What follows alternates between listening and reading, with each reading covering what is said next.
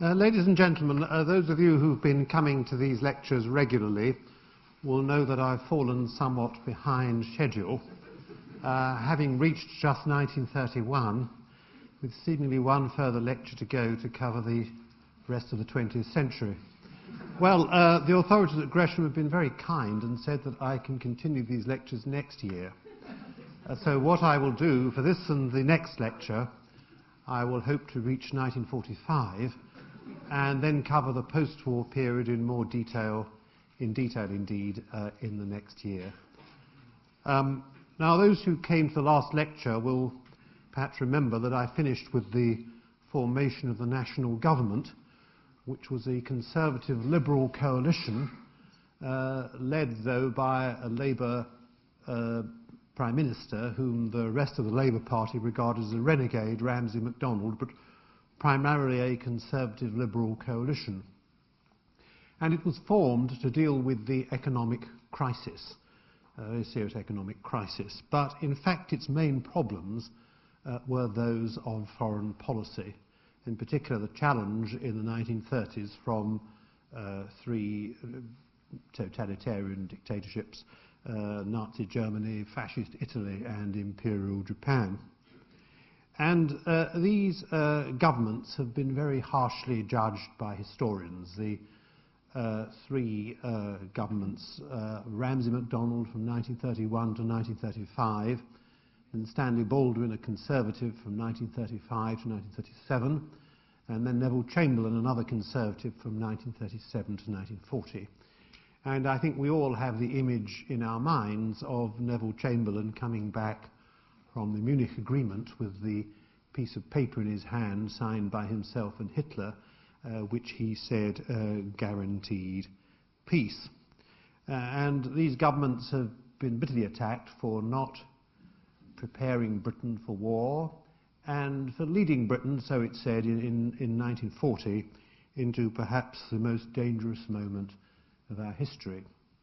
And that had great effects on post-war politics because in 1945 the Conservatives, who'd been the dominant element in the national government, were repudiated and the Labour government under Attlee, the first majority Labour government, was returned. One of the leading Conservatives of the time, who'd in fact opposed the policies of the national government, Harold Macmillan, later to become Prime Minister, said in 1945 people weren't voting against Churchill, they were voting against the ghost of Neville Chamberlain. And so history has judged these governments rather harshly. Though the more we know about the period, I think, or in my view at any rate, the more sympathetic we become to the dilemmas faced by those prime ministers, and particularly as the papers, cabinet papers of the period were revealed, we have a different view. And the trouble with so many of the judgments on the period is that they are all based on hindsight. And whenever you see on television a discussion of the Munich Agreement, for example, you always have interviews with opponents of Munich. You never seem to find anyone who supported it, but we know from opinion polls which were begun in Britain in 1937 that the majority of people did support the Munich Agreement. And there's another element of hindsight here, because despite the criticisms made of these governments, Britain and France were the only countries to go to war against Nazi Germany without themselves being attacked. They were the only governments to go, as it were, freely to war. But of course in 1940, quite unexpectedly, France collapsed. And no one thought of that. People thought of the French army as the strongest in Europe. And most computer simulations of the German attack in 1940 show that it should fail. It was thought not to be likely to succeed. And had the German attack failed, judgments of the governments of the 1930s would, I think, be more favourable. And upon that failure, the Foreign Secretary, Lord Halifax, said, "The one firm rock on which everybody has been willing to build for the last 2 years has collapsed." Everybody relied on the French army. And then it's fair to say, in looking at the policy of appeasement, as it was called, that the worst of Hitler's atrocities, and in particular the Holocaust, did not occur until the war. And it was difficult, perhaps before it happened, to imagine that atrocities on this scale would be carried out in what was thought of as a civilized era. So it was possible to believe that Hitler, although in some sense an extremist, would become more moderate if German grievances were resolved peaceably, and difficult to believe that even the Nazis wanted a war for its own sake. And Neville Chamberlain said in April 1939, "In cold blood, I cannot see Hitler starting a world war for Danzig." And then a further factor, biasing perhaps our judgment of the governments of the 30s, is the accident, in a sense, that Winston Churchill, after his defeat in 1945, spent his time in opposition, not in fact leading the opposition, but writing his war memoirs. And the first volume of those memoirs contained a biting criticism of the governments of the period, and it's been very difficult for historians to escape from what Churchill said, and people assumed that what Churchill said was objective history because he was giving his own point of view. In fact, he once said in answer to a parliamentary question, "We can safely leave that to the judgment of history, especially as I shall be writing the history." And Churchill called the war the unnecessary war, and that has hit home, I think. I think our view of it would be very different if Churchill had been returned to government and other people had written their memoirs first, or other people had done so. It's worth noting the three prime ministers of the 1930s were the last prime ministers not to have written their memoirs. Every prime minister since has. Now, MacDonald and Chamberlain died shortly after leaving office, and Baldwin, although he lived on for 10 years after resigning in 1937, never wrote an autobiography. So they didn't write their own defence. Now, Churchill said, "Never was a war in all history easier to prevent by timely action." And that critique, as I say, did become very important. And the, as it were, critics of the 1930s became the post-war political establishment. After the Munich Agreement of 1938, there was a vote in the House of Commons, and around 30 Conservatives abstained from supporting the government, not very many really. But those 30 included three future Prime Ministers, Churchill himself, Anthony Eden and Harold Macmillan. And it's fair to say that if the policy of appeasement had succeeded, none of them would have become leaders of the Conservative Party. Churchill, it's worth remembering, in 1938, was already 63 years old. And 63 was then older than it is now. It was thought his political career was really finished, that he was a figure of the past, a brilliant failure, in a sense. Anthony Eden was a young man. He was only 40, but he'd compromised his position, so it was held, by resigning from Neville Chamberlain's government early in 1938 from the position of Foreign Secretary. He'd been the youngest Foreign Secretary in modern times, appointed at the age of 38. He'd resigned on the question of the appeasement of Italy. And it was clear that if Chamberlain survived, there wouldn't be much future for Anthony Eden. Harold Macmillan was an unimportant and eccentric backbencher at the time who made very little impact on affairs. At the time in Munich, he was already 44 and had no office whatsoever, and was not going to be given any office by the national government, a bitter opponent of it.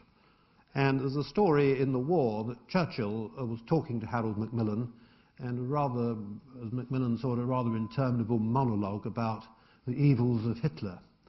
And Macmillan said, "You shouldn't be too hard on Hitler, you know." And Churchill said, "What?" He said, "I hope you're not going to say anything favourable about that man," which is how he called Hitler. But Macmillan said, "No, but it took Hitler to make you Prime Minister and me an Undersecretary. No one else could have done it." And Churchill growled, "Well, perhaps that's right." And Macmillan got his first appointment under Churchill in 1940 as an Undersecretary, a junior appointment, and gradually worked his way up. But it's clear he would not have been appointed under the national government. Now, similarly, all the statistical information we have shows that if there had been a general election in 1940, when it was next due, the Conservatives would have won it by a pretty convincing majority. And it's possible that Attlee, the Labour leader, would not have remained Labour leader for much longer. But instead of that happening, Labour was brought into the government, And the effect of bringing Labour into the government was also to bring the trade unions into the government, because the leading trade unionist, whom we discussed at the time of the general strike, Ernest Bevin, was made Minister for Labour and National Service with a crucial role in the war. And so Labour and the trade unions became, if you like, a part of the state, a part of the establishment.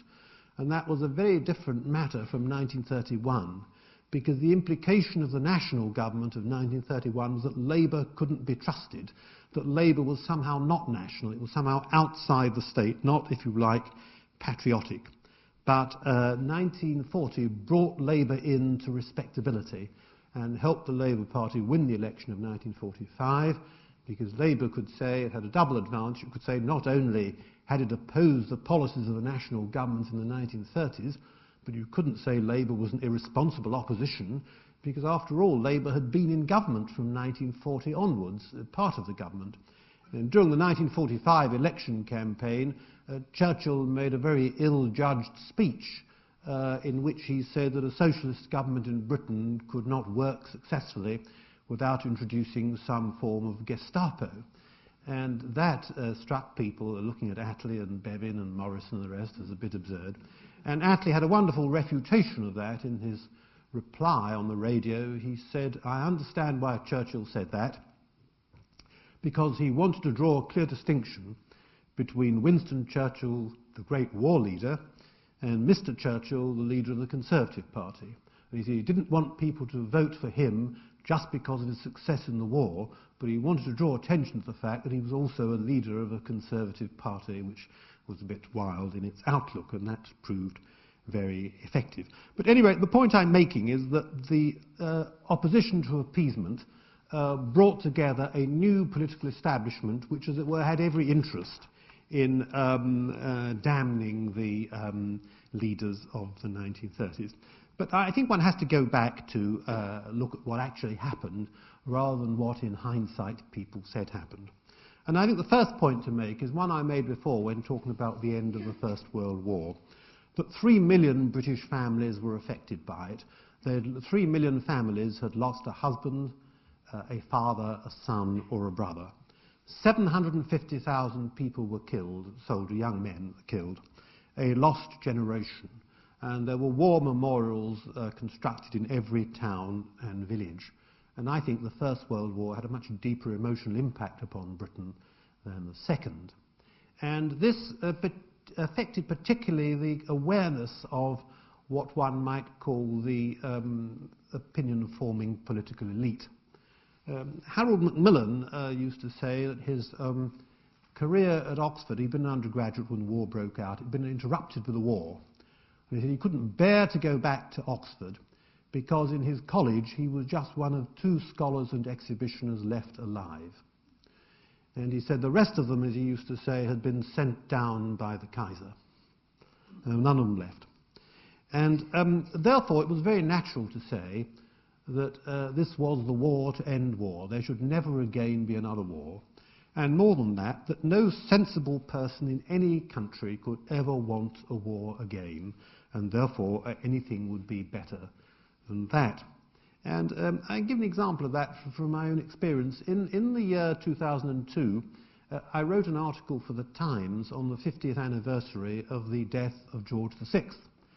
And in that article I said that George VI had committed what people might think of a constitutional error, because when Neville Chamberlain had come back from Munich, he'd welcomed him onto the balcony of Buckingham Palace. And I said that was an error because, after all, Munich was a partisan policy opposed by the Labour Party in Parliament. And I said, but nevertheless, it was an understandable error because the country was hysterical, being freed from the menace of war, the people feared bombing over London, and so on. And I had a very interesting letter from a lady in Northern Ireland who said, you misunderstand the atmosphere. It wasn't the bombing we were frightened of. It was the thought of another war. She said, I had lost 3 uncles on the Somme just over 20 years before, and we were all determined it shouldn't happen again, which was why we supported Neville Chamberlain. And I think that was right. Now, gradually, as the 1920s went on, people went even further and said not only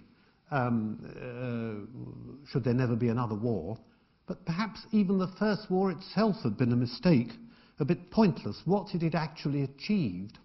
And round about 1929, 1930, we had the famous polemics that perhaps you're familiar with, a play recently in London by R.C. Sheriff called Journey's End around this period, the memoirs of Siegfried Sassoon, a poet, and so on.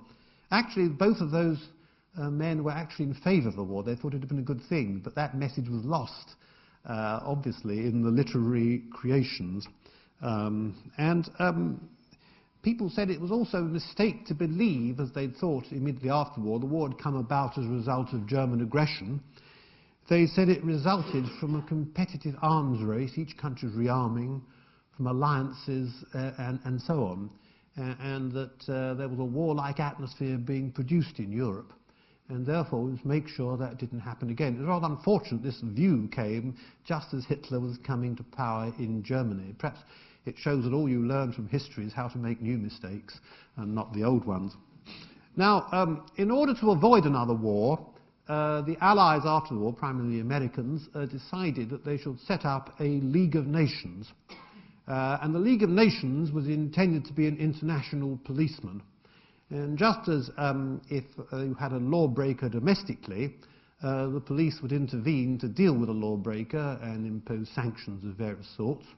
So any aggressor would be met by the civilized nations getting together, law-abiding nations, and imposing sanctions, first perhaps economic, but in the last resort military sanctions to ensure that the aggressor didn't get away with it. And this was, the idea of it came from Britain, in fact, but it was championed by the American President Woodrow Wilson, who hoped that this would be accepted by all countries. But unfortunately, Wilson himself was repudiated by the American Senate, which refused to join, and America withdrew from any involvement in European affairs in the 1920s. And in America, the view was held perhaps even more strongly than in Britain, that she'd been mistaken to get involved in European squabbles, and that they were irrelevant to America. And perhaps even that Woodrow Wilson had got America into war against the wishes of the American people. And in the 1930s, the American Congress passed neutrality legislation, which meant the president could not get involved in any foreign war, that any war that was involved, unless America was attacked, the president was required to go neutral. And America had, as it were, the constitution of an isolationist state. But all this was crucial because it meant the League of Nations lacked much clout. And when people talked about collective security, what they really meant was probably Britain and France. The other large power, the Soviet Union, refused until the 1930s to join the League of Nations, which it said was a group of imperialist thieves and had no relevance to a socialist state, so they wouldn't join. And Britain, it meant Britain and France in practice, and perhaps just not enough clout to hold the peace. Now, when the Nazis came to power, Hitler said that the Versailles Treaty had not been applied properly, because the Versailles Treaty said there should be general disarmament, and they said that only the Germans were forcibly disarmed, and that the victor power did not disarm. And Hitler repeated this so often that many people came to believe it. But in fact, it wasn't true that Britain and America even more than Britain, disarmed very considerably in the 1920s and early 1930s. And in America, when President Roosevelt came to power, General MacArthur said to him that America disarmed very dangerously to a dangerously low level, but Roosevelt said they weren't going to do anything about that. And Britain in the 1920s adopted the rule, the so-called 10-year rule, that they should plan on the assumption there wouldn't be a war for the next 10 years. And that was only abandoned in 1932, because the view was that large armaments led to war.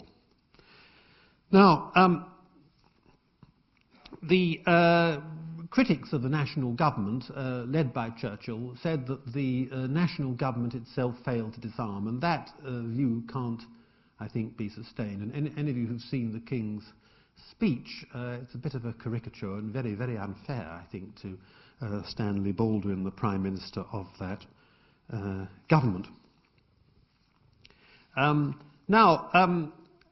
as the 1930s proceeded, Britain, paradoxically, came to feel that Germany had been harshly treated in the peace treaties, and that if Germany was treated fairly, then her extremism would die down. Now, the national government did not, in fact, fail to rearm, and in 1933, shortly after Hitler came to power, a committee was set up by Ramsay MacDonald, who ironically had been opposed to the First World War and a pacifist, to consider what should be done. And they produced a report in 1934. And that report was chewed over. The dominant figure in the government, although he was not in charge of defence at the time, Chancellor of the Exchequer, was Neville Chamberlain. And Neville Chamberlain set the pattern for rearmament right through the 30s. And in 1934, he made two crucial decisions. He first said that defence expenditure could not be unlimited in the interest of the economy, that if defence expenditure was unlimited, it would unbalance the economy to a dangerous extent. And I think he also felt, as most Conservatives did at the time, that their aim was to try and secure recovery from the slump. And one of the national government's policies was to have very low interest rates at 2%. And this encouraged in particular a housing boom and an expansion of consumer goods. We tend to see the 1930s in the light of mass unemployment, the Jarrow marches and so on. But in the south of England and the Midlands, living standards improved fairly rapidly, where the new light industries were going up. There was very low unemployment, lower than 5%. And more people were beginning to buy their houses and also buy the consumer goods that they wanted. And the national government, quite understandably, said, are we really to divert resources from this into armaments? Especially as they were being attacked from the left, not for failing to rearm, but for rearming too much, and thereby repeating the mistakes of governments before 1914 and leading to war. So Chamberlain said that defence spending should be limited in the interest of economics. But he also said the emphasis should be not on the army, but on the RAF, on the Royal Air Force, and in particular in defending Britain against enemy attack, on fighters for defence, and on radar. And we had a very small army, therefore. In May 1940, just before the German attack, Britain had 10 divisions on the Western Front, France had 104, Belgium had 22, and the Netherlands 8. So we did not have a strong army. The Americans also had cut down, they weren't fighting then, they also cut down their army. And in 1939, when we tried unsuccessfully to negotiate a pact with the Soviet Union, Stalin said, how many divisions has Britain got to put in the field against Nazi Germany? And we replied, 2. And Stalin said, the Soviet Union has 500 divisions, so that makes 502. Now, the reason why we didn't have a strong army was absolutely clear, that the only way to get it was through conscription. And we never had conscription in peacetime. And conscription and a large army meant for most British people, Chamberlain included, the horrors of the Somme and Passchendaele all over again. And we're not going to go through that all over again. Let's make sure we can defend the country. Now, there's no evidence that Churchill disagreed strongly with that policy, and it was known when the Cabinet Papers were published that Churchill was brought into the government committees discussing rearmament, that the very policy he attacked, he'd been helping to formulate. Now, his attack was that we weren't doing enough in the air and that the Germans were ahead of us in their air force. Figures tend to show that he was probably wrong in that argument.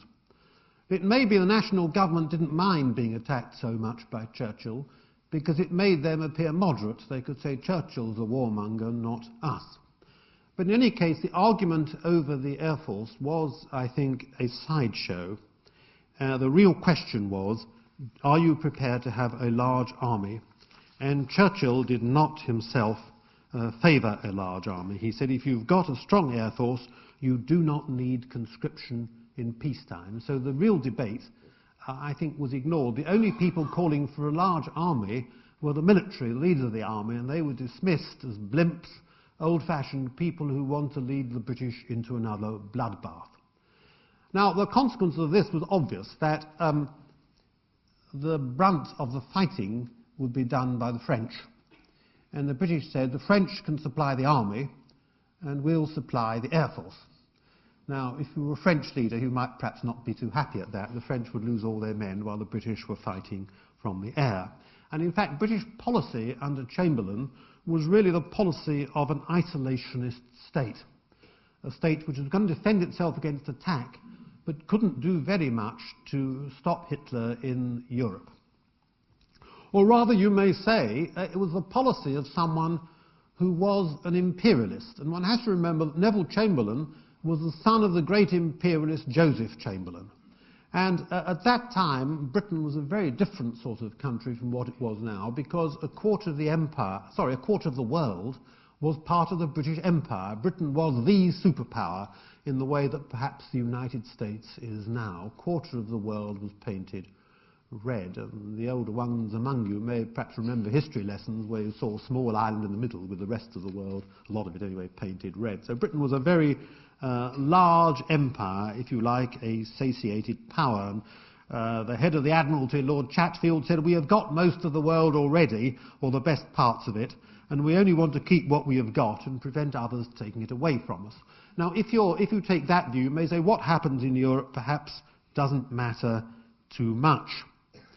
And Neville Chamberlain, during the Munich crisis, famously referred to Czechoslovakia. It was one country then, the Czechs and Slovaks linked together. He famously referred to Czechoslovakia as a faraway country of which we know nothing. And that annoyed many people, but perhaps expressed what many British people thought. But there's a debate here that still goes on, whether Britain is in fact a European country or not. And that's not just a debate of the 1930s, it's a debate today. Now, if you were an imperialist then, you might say, well, look, we've got this worldwide empire. Does it really matter who rules a certain part of Czechoslovakia or Poland? And before 1914 and 1939, British leaders tried to keep out of European involvements, but they were dragged in on both occasions by what you may call quarrels in faraway countries. The First World War began in Serbia with a killing in Sarajevo, which most people certainly have thought a faraway country, and the second because of a dispute in Poland. And this debate about Europe, of course, has dominated British domestic politics since the war. It broke up the Labour Party in 1981, almost broke up the Conservatives in the 1990s, and could conceivably break up the current coalition government. But it was certainly a matter of dispute then. And I think this was the main source of dispute between Chamberlain and Churchill. That Churchill was a different sort of imperialist from Chamberlain, and he was, I think, fundamentally a European. And he said we could not allow one country to dominate Europe, though I think the conclusion from what he said was conscription, which he didn't himself draw. Now, we're so accustomed to the heroic status of Winston Churchill that we have to cast our mind back to the 1930s as to how people saw him then. And you sometimes see the argument that Churchill was kept out of office by political pygmies who were disinclined to notice his warnings, and he was a kind of prophet in the wilderness. And that is untrue.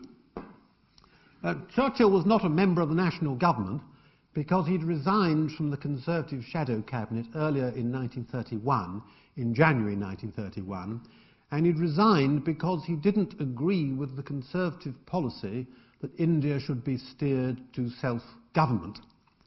The Viceroy of India, who was, as Lord Halifax, to be the Conservative Foreign Secretary in the late 1930s, issued a declaration in 1929 saying the natural evolution of India should be towards self-government, like the older dominions, Australia, Canada, and so on. And this, for the time, was revolutionary because until 1914, I think, even fairly progressive people had tended to view self-government was only for white people, and that for non-white people, perhaps imperial paternal rule was the best they could hope for. It was quite revolutionary in a way at the time, coming from a conservative. And Baldwin, the leader of the Conservative Party, accepted that, said absolutely right, and he refused to oppose the Labour government on it. He said we had all these partisan troubles on Ireland, we mustn't do the same with India, we must steer India responsibly to self-government. The origins of Indian independence lie there. But Churchill said this is quite wrong, it would disrupt the empire, and he opposed this, and not only did he resign from the shadow cabinet, he led a powerful campaign which came within an inch of success to defeat the leadership on the India Bill which the national government brought forward. He went round the constituencies, as you can imagine in those days, the Conservative constituencies, he had a lot of support, and came within an inch of success. And he said some pretty wild things. He said in the 1930s that the British Empire faced two crucial challenges, from Gandhi and from Hitler. And you can see perhaps why people didn't take him too seriously. He wasn't, it's fair to say, the only one who compared Gandhi to Hitler, because Lord Halifax, shortly before becoming Foreign Secretary, visited Hitler in 1937, and when he got back, he said to one of his associates, he said, or rather one of his associates said to him, I was delighted you were going to go to Berlin, because some time ago Lloyd George told me after his visit to Hitler that the man was really an Oriental mystic, a sort of Gandhi. And I thought there was no one better able to deal with a Gandhi than you. And Halifax said, did Lloyd George really say that? Well, it is perfectly true. That is exactly what he is. And you may say a very serious misjudgment there. It's fair to say Gandhi's own utterances also don't bear much repetition, because in June 1940, after the fall of France, he said Germans of future generations will honour Herr Hitler as a genius, as a brave man, a matchless organiser, and much more. Now, Churchill used this analogy with Hitler and Gandhi, but the national government said, we can conciliate Gandhi. And if we can conciliate Gandhi, why can't we conciliate Hitler as well? And the leaders of appeasement were those who'd succeeded in appeasing Gandhi. The Foreign Secretary, as I said, Lord Halifax, the Viceroy of India. Sir Samuel Hoare played a leading part in appeasement. He'd been the India Secretary who steered the bill through Parliament against the opposition of Churchill. And Churchill, therefore, was discredited. And appeasement seemed a policy for liberal-minded people. Now, Churchill, during the 1930s, for anyone who looked at his previous record, seemed marked by bad judgment. Immediately after the Russian Revolution, he'd sought to lead foreign intervention against the Soviet Union to remove the Bolshevik regime. Now, whatever you may think of that now, in the 1930s this was thought as illegitimate, that really what sort of country the Russians had was their own business, and it wasn't for us to try and determine how Russia was ruled. Then, as Chancellor of the Exchequer, he'd led the return to the gold standard at too high a rate in 1925, which people were beginning to say was responsible for our economic troubles. And then finally, and here the King's speech is a travesty, far from being a friend of George VI, Churchill not only supported Edward VIII during the abdication, but tried to act unconstitutionally by saying that if the government resigned because they couldn't accept the marriage, he, Churchill, would become Prime Minister. And since he didn't have a majority in Parliament, there would be an election on the question of the King's marriage. Well, anything more disastrous, difficult to imagine, and it put the cabinet, as you can understand, very much against him. So it seemed that Churchill really had a record of being wrong on almost everything. And that was the view that people had of him in the 1930s, quite contrary to the view afterwards, that he was a right-wing renegade with very, very poor judgment, a reactionary, a figure from the past, if you like. And Lord Halifax said, the day is past, in my humble opinion, when Winston's possessive instinct can be applied to empires and the like. That conception of imperialism is finished. And when he called for British rearmament, people said he was a scaremongerer. And the leader of the Liberals, Sir Herbert Samuel, said he was causing blind and causeless panic, the language of a Malay running amok, rather than a responsible British statesman. So people didn't take much notice at that time of Churchill.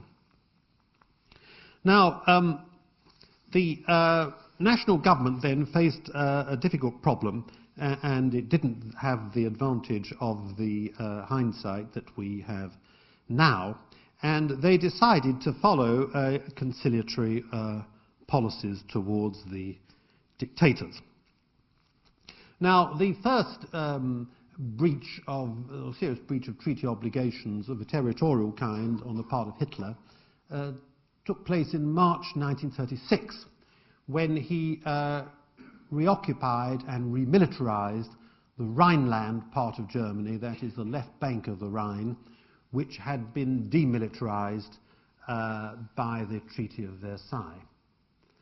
Now, this was a breach not only of the Versailles Treaty, which Hitler said had been exacted from Germany by force, but also of the Treaty of Locarno of 1925, which Germany had freely signed, though it's fair to say a government, a pre-Nazi government, not Hitler himself. And Churchill, in his war memoirs, said this was the ideal opportunity to stop Hitler, and that he said, we now know that if British and French troops had moved into the Rhineland, Hitler would have had to withdraw.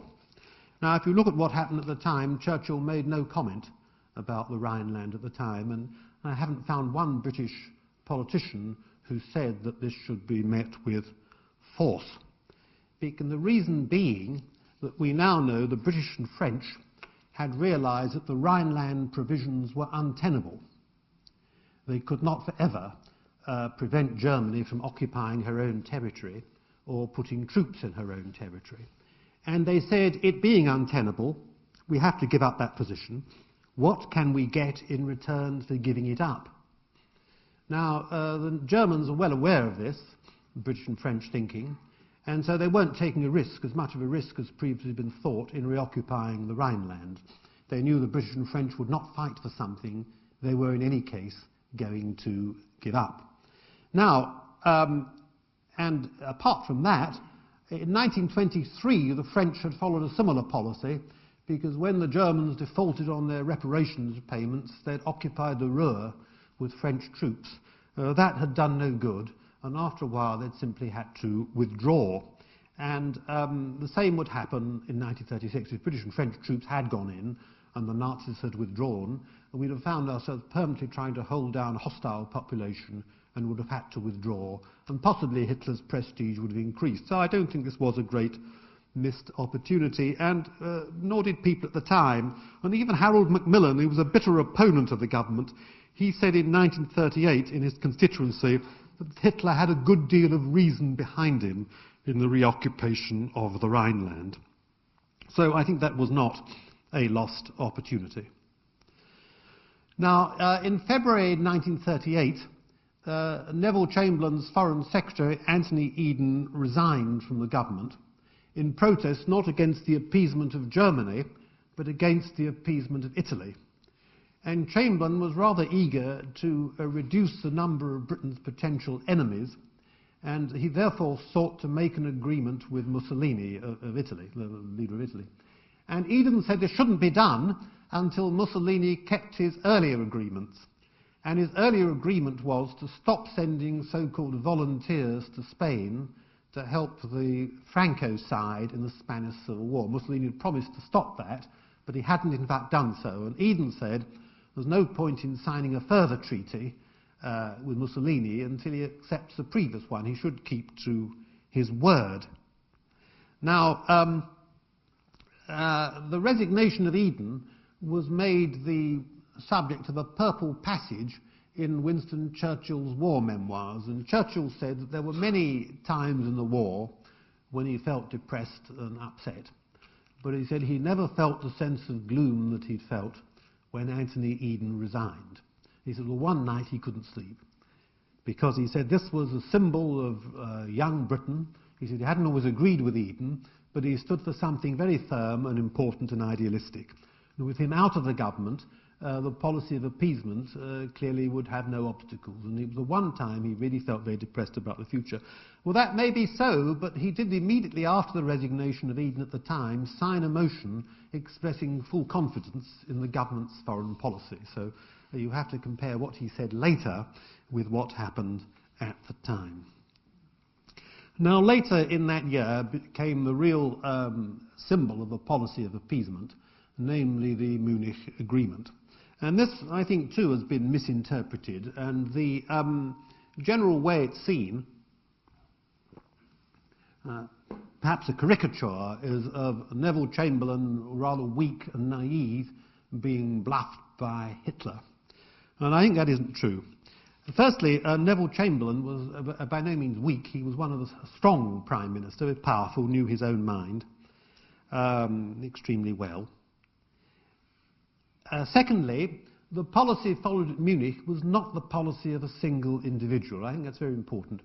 There was a book I reviewed a few years ago, a very good book by David Reynolds of Cambridge called Summits, about summit conferences. And he took the first summit conference as being the Munich conference between the four leading powers then, Britain, France, Germany and Italy. Interesting, none of them leading powers probably now. Britain, France, Germany and Italy.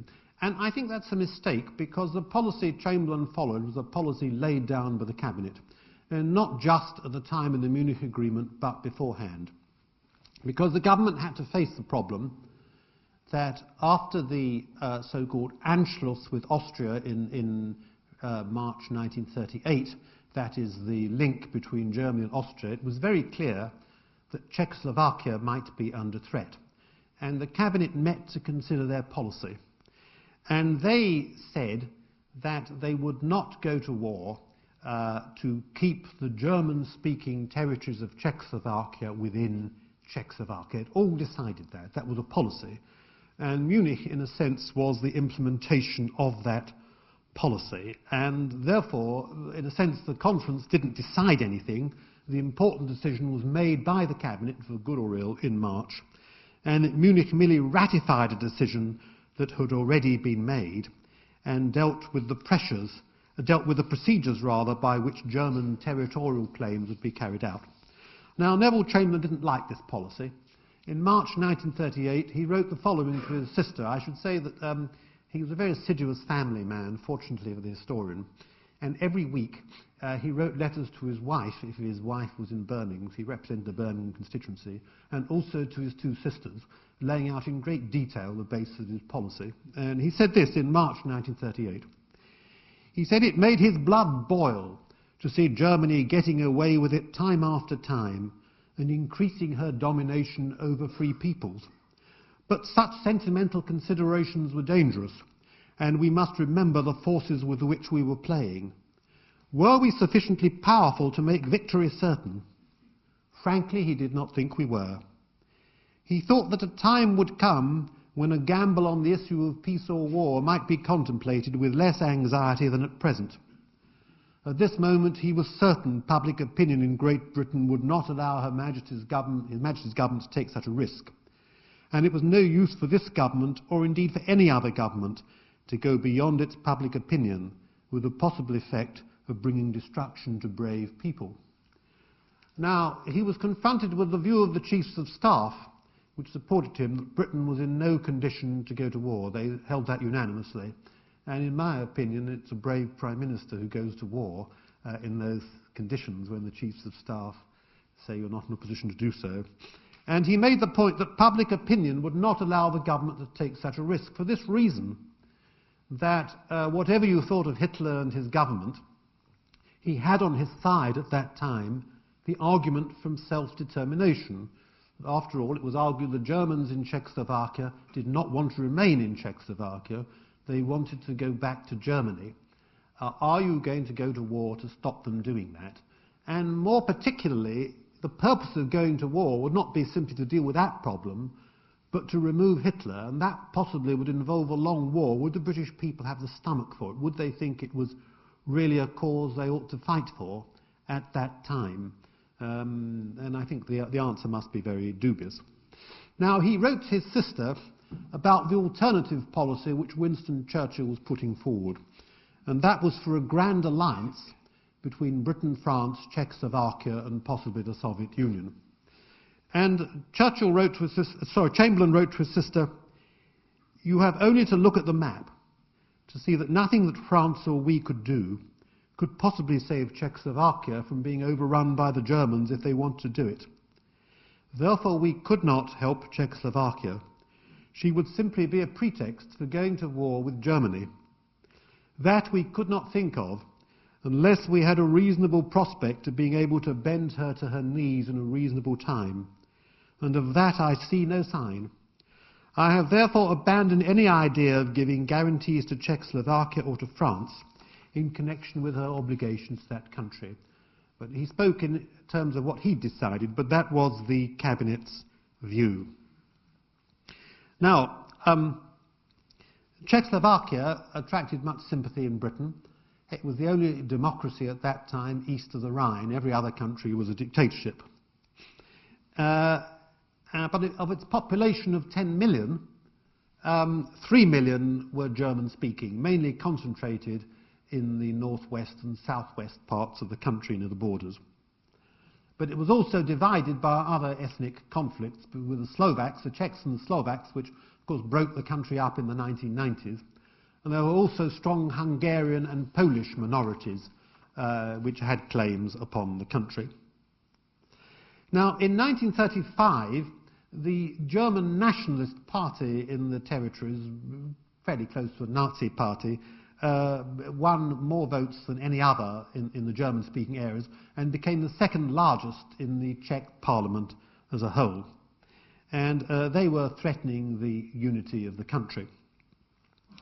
Now, Czechoslovakia had a treaty with France by which France was obliged to go to her aid if she was attacked, and also a treaty with the Soviet Union by which the Soviet Union was obliged to go to her aid if attacked. She did not have a treaty with Britain, but British governments feared they might be dragged in because once the French were at war, they would have to be at war. Because after all, that's what had happened in 1914. We didn't have a treaty with France, but we were dragged in when France was dragged in and when Belgium was attacked. And that analogy was in many people's minds.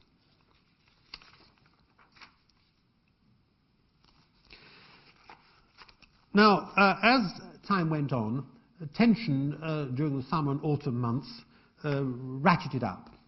And in September, at the Nuremberg rally, Hitler made a wild speech, but without making any specific proposals. And the Czech leader, Henlein, Konrad Henlein, broke off negotiations and went to Germany and said that he was no longer prepared to discuss anything with the Czech government and that the German-speaking territories must be allowed to secede. Now, meanwhile, Chamberlain, in seeking to mediate, had sent a mission to Czechoslovakia under Lord Runciman, a former minister, to see if he could find a solution. And Lord Runciman said that the dispute was no longer an internal one, but one between two countries, Czechoslovakia and Germany. And that although the Germans were responsible for breaking up negotiations, he said he had much sympathy with them.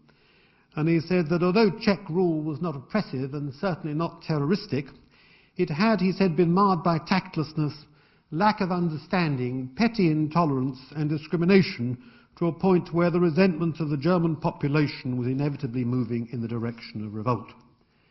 And he said that therefore the frontier districts should be transferred to Germany. And Chamberlain then thought, this is going to lead to war because the Czechs won't transfer the territory and Hitler will attack, and I want to stop that happening. Now, he then wrote to his sister in September that he conceived of a plan to try and avoid that happening by personally visiting Hitler.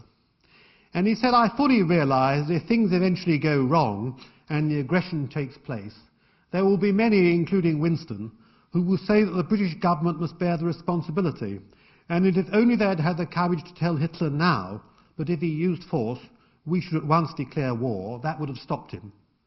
By that time, it will be impossible to prove the contrary, but I am satisfied we should be wrong to allow the most vital decision that any country could take, the decision as to peace or war, to pass out of our own hands into those of the ruler of another country, and a lunatic at that.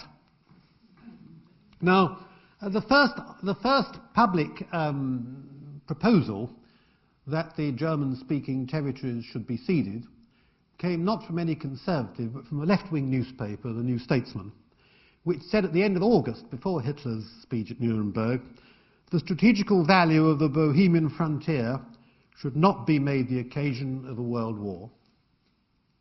Well, Chamberlain decided on this daring plan to visit Hitler at Berchtesgaden in Bavaria. And rather naively, perhaps, he visited Hitler without an interpreter, so he relied on Hitler's interpreter's account of what was discussed. But he hoped to begin the general discussion on Anglo-German problems. And Hitler brushed that aside and said the only problem worth discussing was that in the Sudetenland, which was his last territorial demand in Europe. But he said the British government accepted the principle of self-determination, which the Nazis had not invented. He would discuss ways and means. And he said apart from that, there was no other place where frontiers made any territorial difficulty. He did not want any checks in Germany, but merely racial unity. In other words, he was saying that he would negotiate only if his basic principle was immediately accepted, and if he didn't get what he wanted, he would use force. Chamberlain replied, perhaps foolishly, "My personal opinion was that on principle I didn't care two hoots whether the Sudetens were in the Reich or out of it, according to their own wishes." Hitler said that all areas with more than 50% of Germans should be ceded. And Chamberlain said that he'd consult with his cabinet and then return when the cabinet had decided, and indeed the Czechs had decided. When he got back, he told the cabinet, you can't go to war to prevent the principle of self-determination, which is what the cabinet thought. But he then said, rather more, he said, as so many people do at summits, he said, I had established a certain confidence, which was my aim. And on my side, in spite of the hardness and ruthlessness I thought I saw in his face, I got the impression that here was a man who could be relied upon when he had given his word. But anyway, the principle of self-determination was decided. And once that was decided, you may say there's no point in going to war, because the other issues, like the area to be ceded and the timetable, should not be made the occasion for war. So you may say the Munich Agreement was, as it were, preordained. Well, after some difficult discussions, Chamberlain got agreement of the cabinet, which was fairly easy, and the Czechs, which wasn't easy. But he then went back for a second meeting with Hitler. This time Hitler said, it was a long way to fly to Bavaria, let's meet near Bonn at Godesberg, shorter journey, Godesberg on the Rhine. But when Chamberlain arrived, Hitler said, well, how have you got on? And he said, well, I've managed to get the agreement. And Hitler said, well, I'm afraid that's no longer enough. It's too late. And it seems probably that Hitler hadn't expected Chamberlain to be able to coerce the Czechs to agree to the cession of territory, and that his aim had been to split Britain and France from Czechoslovakia. But Hitler now demanded immediate occupation of the areas without any delay, plebiscites in the various other areas, and settlements of Polish and Hungarian claims also on Czechoslovakia. And he presented Chamberlain with another memorandum, which Chamberlain said was an ultimatum. And he said that, again, after this is settled, we've no further territorial claims to make in Europe.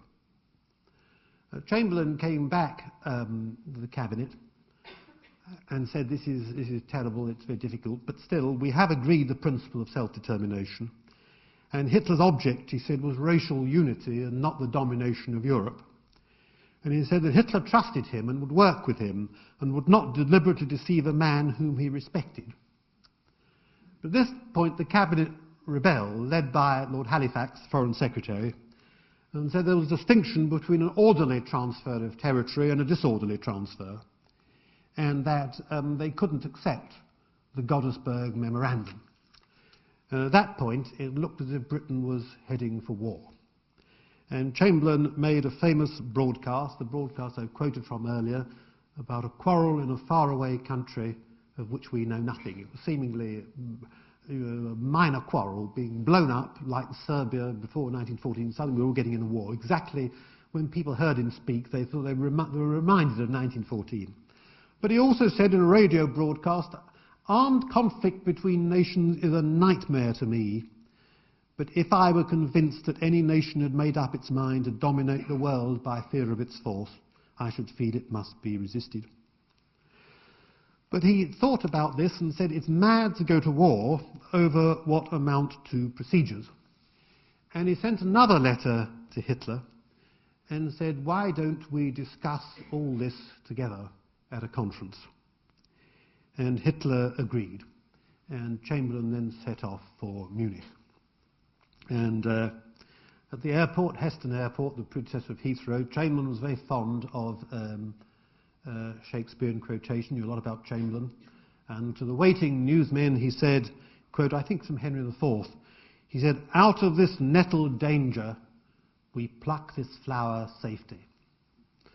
The poet laureate, John Masefield, wrote a poem to accompany his visit. He said, as Priam to Achilles for his son, so you into the night divinely led, to ask that young men's bodies not yet dead be given from the battle not yet begun. And so Chamberlain is on the flight to Munich, and there will be 4 representatives there, Britain, France, Germany and Italy. The Czechs weren't to be represented, and nor the Soviet Union. And it's interesting that 10 years later, none of those 4 powers counted as world powers. It was the last major European conference. It's the only conference Hitler ever attended in his career. And Mussolini said, when some of the conference said he would go, he said, there will be no war, but it is the end of British prestige. And he said, Mussolini said, in a country where animals are adored to the point of making cemeteries and hospitals and houses for them, and legacies are bequeathed to parrots, you can be sure that decadence has set in. And that was a grievously mistaken view, a view held by Hitler as well, that the British were going to Munich out of weakness. It wasn't for that, primarily. It was because they believed that however awful Hitler's regime was, there was some justice to the claim for self-determination, and they shouldn't resist it. And Mussolini made a bad error, I think, in believing that Britain was decadent. Now, we now know what people didn't know at the time, that Hitler was not interested in the Sudetenland, that he was interested, just as in 1939, in using that dispute in order to go to war with Czechoslovakia and defeat her, because he regarded Czechoslovakia as an anti-Nazi power. And the Sudetenland was to be the excuse, just as Danzig and the Polish corridor in 1939 were the excuse to war. So Munich Agreement actually stopped a war which Hitler wanted. And although the general British view is that Chamberlain was utterly deceived by Hitler, Hitler's view was that he'd been deceived by a cunning Englishman who would go to war with him when the time was ripe. Near the end of the war, when it was clear he was going to be defeated, Hitler said this to Martin Bormann, September 1938, that was the most favourable moment where an attack carried the lowest risk for us. Great Britain and France, surprised by the speed of our attack, would have done nothing, all the more so since we had world opinion on our side. We could have settled the remaining territorial questions in Eastern Europe and the Balkans without fearing intervention from the Anglo-French powers. So as you can see, there's much misunderstanding about the Munich Agreement. But my time's up, so we'll leave Chamberlain in the plane going to Munich, and next time we will talk about the Munich Agreement and then Britain coming to war and the rise of Churchill. Thank you.